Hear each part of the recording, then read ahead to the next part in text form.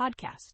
5 Claude Opus 4.6 mistakes killing your thumbnail. CTR. Hey everyone, welcome back to the Banana Thumbnail podcast, where we bring thumbnails to life to crush the competition. Today we're diving into some mistakes that could be seriously affecting your click-through rates, or CTR, when using Claude Opus 4.6. Absolutely. I'm really excited about this topic. I mean, who doesn't want to boost their views? I heard MrBeast managed to increase his CTR by a whopping 41%. That's insane, right? He went from 4.1% to nearly 6%. That's an additional 12 million views a month. But many creators are running into some common pitfalls with Claude Opus 4.6, and that's what we're here to address today. So what's the first big mistake folks are making? Well, the first thing we need to talk about is handling the context window properly. This is key. In 2026, they rolled out a new 1 million token context window, which allows creators to feed in a lot of information. But a lot of beginners just dump their entire video transcript into it without any formatting. Wait, so what happens when they do that? Good question.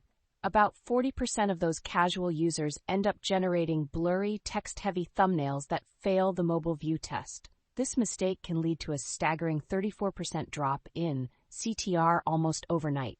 Oh, wow, that's a huge hit. So they're essentially feeding the AI junk data? Exactly. Claude Opus 4.6 is powerful, but it needs clear, organized directions. Think of it as a high-performance car. If you put low-quality fuel in, it's just not going to run well. That makes a lot of sense. What about the creative side of things? Are there mistakes there too? Definitely. Let's talk about the adaptive thinking mode. Many intermediate creators get comfortable with basic prompts and ignore this feature. About 35% of my audience falls into this category. So what's the downside of that? Alex, well, they end up producing boring, static designs without any A/B variance. That lack of creativity can lead to a 28% CTR loss because they're not optimizing faces and emotions in their thumbnails. And I've seen them complain about the AI ignoring their high contrast specifications too. So they're not letting the AI be creative, which is crucial for grabbing attention. Got it. What's another common mistake? Alex, next up, we need to discuss routing errors, especially for the pros out there. If you're running an agency or managing a large channel, using Claude Opus 4.6 for simple tasks like resizing or background removal can be a huge waste of money. Oh, I see. So you're saying it can get really expensive, right? Exactly. The cost structure is $5 per million input tokens and $25 for output tokens. That can add up quickly. Imagine spending about $127 for just 5,000 thumbnails a month. That's a lot. Yikes, that's some serious cash. So how can they avoid these hidden costs? It really comes down to using the right tools for the right tasks. You can't just treat it like a do-it-yourself job if you're processing thousands of images every week. Having a structured system is crucial. Great point. Now, what about the text-heavy thumbnails? I hear that's another big issue. Yes, Claude Opus 4.6 loves generating text, which is a problem. I often see thumbnails with 50-word titles, which leads CTR to tank to 1%. Thumbnails need to be eye-catching, but also a bit of a mystery. So limiting text is key, huh? What's the ideal amount? You should aim to keep the text to just 20% of the thumbnail area. Following this rule can help improve CTR for about 67% of beginners who struggle with this mistake.